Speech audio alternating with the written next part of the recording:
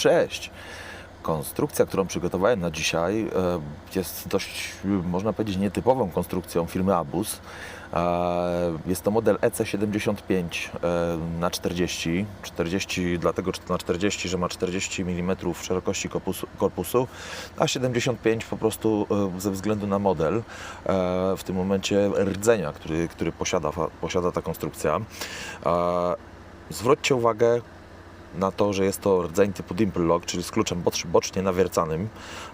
Bardzo mocno, nie wiem czy to będzie widać, bardzo mocno pofałdowany wording mocno utrudnia manipulowanie w tym rdzeniu, co też czyni ją zdecydowanie nie do końca łatwym przeciwnikiem, jeżeli chodzi o tworzenie czy tam manipulowanie w środku przy użyciu jakiegokolwiek narzędzia. Bardzo, bardzo dobry rdzeń. Jeżeli chodzi o sam korpus, kłódka oczywiście jest wykonana z mosiężnego monobloku. W tym momencie jest to dość fajny można powiedzieć egzemplarz. Jest przede wszystkim bardzo dobrze odporna na warunki atmosferyczne, co jest tutaj podstawowym można powiedzieć, podstawową wartością, jeżeli chodzi o w tym momencie ten model.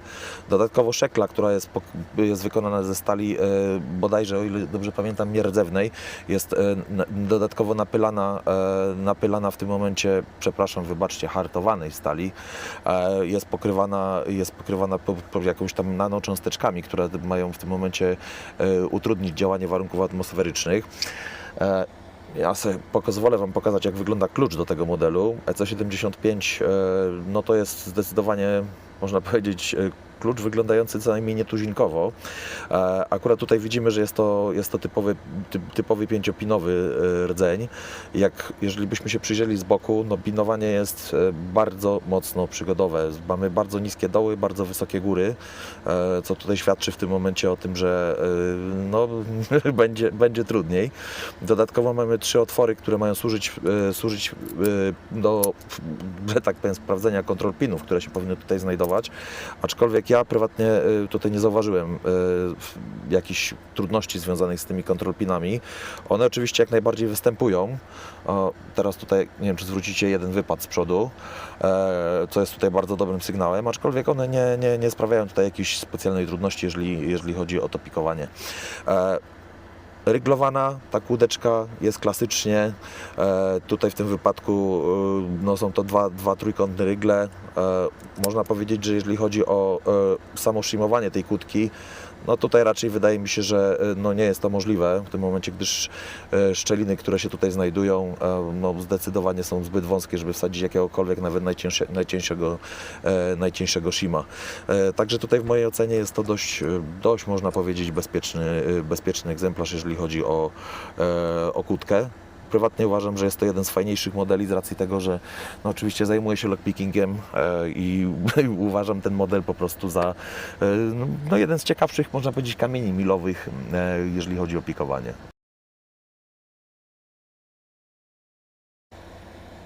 Nie przedłużając, przejdźmy do narzędzi, którymi się będziemy dzisiaj zajmować, którymi się będziemy posiłkować, otwierając tą konstrukcję, przynajmniej próbując. Music Wire. To flattenet tak zwany, czyli płaski drut muzyczny.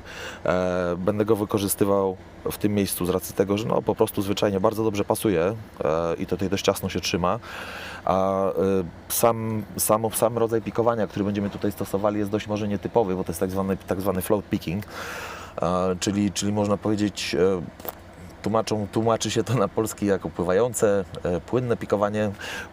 Jest to po prostu umiejętność balansowania, odpowiedniego balansowania napinaczem w taki sposób, że sobie można było poradzić z pinami, które są w środku, które są bardzo ostre i w związku z tym, że posiadają bardzo ostre krawędzie, będziemy tutaj musieli tutaj w tym momencie troszeczkę balansować tym napinaczem. Flaga, z której będę korzystał, ponieważ jest to dimple lock, flaga numer 10 od Multipika, jedna z najlepszych flag na rynku, jedna z firm, przepraszam, na rynku, także zobaczmy tutaj, jak będzie się to oczywiście spisywało. Jeszcze sobie sprawdźmy oczywiście, czy konstrukcja działa. Jak najbardziej jest to oczywiście w 100% działająca kłódka. Ja sobie ten napinacz tutaj umieszczę jeszcze raz. I zobaczmy, jak tutaj się będzie miała kwestia z naszym pikowankiem. 1 nic, 2 nic, 3 zdecydowanie binduje.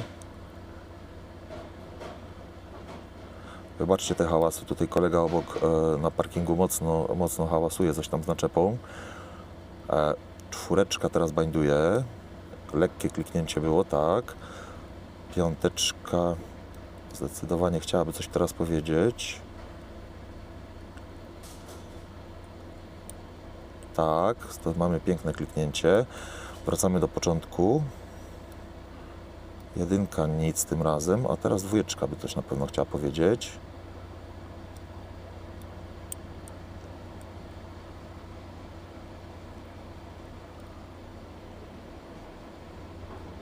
Tutaj musimy troszeczkę popuścić delikatnie nasze napięcie z racji tego, że pin jest po prostu zacięty.